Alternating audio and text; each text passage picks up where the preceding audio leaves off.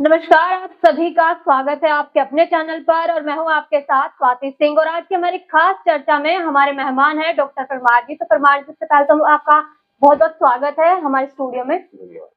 और आज का जो हमारा विषय है वो काफी बहुचर्चित विषय है, मुस्लिम पर्सनल लॉ को लेकर। तो सबसे पहले तो परमार जी, मेरा आपको क्वेश्चन ये रहेगा कि मुस्लिम पर्सनल लॉ के अकॉर्डिंग जो मुस्लिम धर्म के मानने वाले हैं उनको अपनी सामाजिक, सांस्कृतिक, धार्मिक जीवन को जीने की स्वतंत्रता प्रदान की गई है संविधान के अकॉर्डिंग। लेकिन वहीं पर अगर बात की जाए हिंदुओं के विषय में, तो हिंदुओं की जो सामाजिक, धार्मिक, सांस्कृतिक जो जीवन है उसको कहीं ना कहीं कानून की जूती के नीचे रोंद कर रख दिया गया है। इस पर आपकी क्या राय है? स्वाति जी, आपका बहुत बहुत धन्यवाद। आपने ये ऐसे ज्वलंत प्रश्न को आज समाज के बीच में उठाया। ये मैं ऐसा समझता हूं कि ये प्रश्न इतना आसान नहीं है। ये देश की आजादी के समय से चला आ रहा है। जिस समय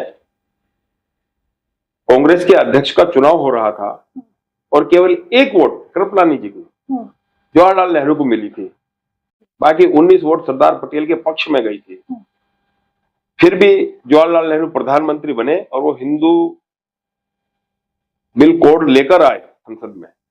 तो सरदार पटेल ने कहा कि मैं तुम्हारे खिलाफ जाऊंगा और आंदोलन करूंगा। सरदार पटेल उस समय देश की वो शख्सियत थे कि प्रधानमंत्री नेहरू, जिसे आज कांग्रेसी पूजते हैं, उन्हें वो अपना वापस लेना पड़ा बिल और वे उस समय इस कार्य को नहीं कर पाए। तो जो आपने क्वेश्चन कहा है, इसकी जड़ आज नहीं है। इसकी जड़ हमारी देश की स्वतंत्र आंदोलन, स्वतंत्रता का जो आंदोलन था उसके अंदर छुपी हुई है।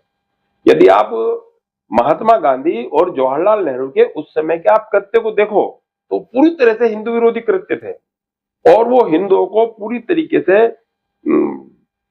एकदम डिफीट करना चाहते थे, हिंदू सभ्यता को समाप्त करना चाहते थे। जैसे जवाहरलाल नेहरू ने कहा कि मैं बाय चांस हिंदू हूं, एक्सीडेंटल हिंदू, बाय चांस उन्होंने कहा मैं एक्सीडेंटल हिंदू हूं।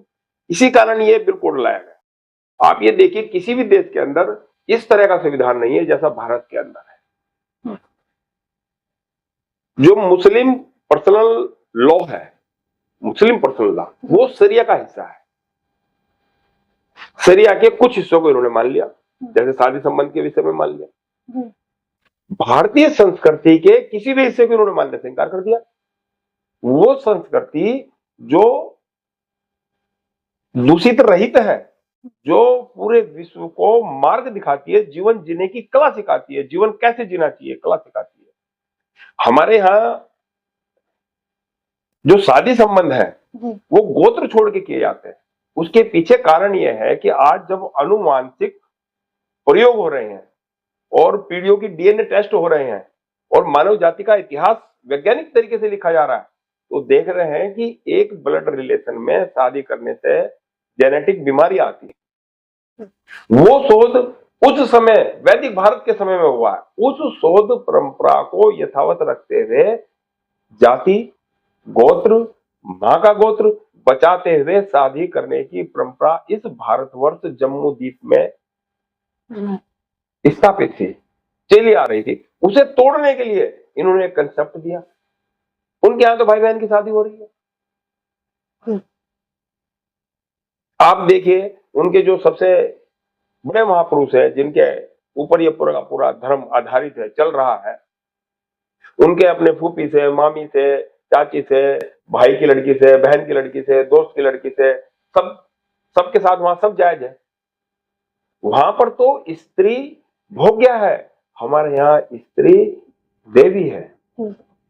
हमारे यहाँ हर स्थिति में स्त्री को देवी माना जाता है, क्योंकि इस पृथ्वी पर ईश्वर के बाद यदि किसी के अंदर जनने की शक्ति है तो वो मादा है, चाहे वो पशु में हो, पक्षियों में हो या स्त्रियों में हो। इसलिए हमारे यहाँ स्त्री को देवी के स्वरूप में माना जाता है। उसका एक ही रूप माना जाता है कि स्त्री है तो वो देवी है, उसका इसके अलावा कोई दूसरा रूप माना ही नहीं जाता है।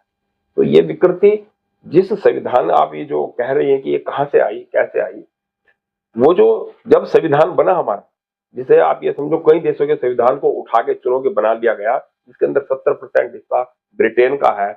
आज वो लोग यहाँ से अपराध करके ब्रिटेन में जाकर जमानत ले लेते हैं। ये स्पष्ट रूप से इस बात का एग्जाम्पल है। और मेरा मानना तो ये है, मैं आपके माध्यम से कहना चाहूंगा जन सामान्य को कि 106 बार आज तक संविधान संशोधन हो चुका है और लेटेस्ट जो संविधान संशोधन हुआ है वो महिला बिल का ही है। 33% आरक्षण दिया महिला को।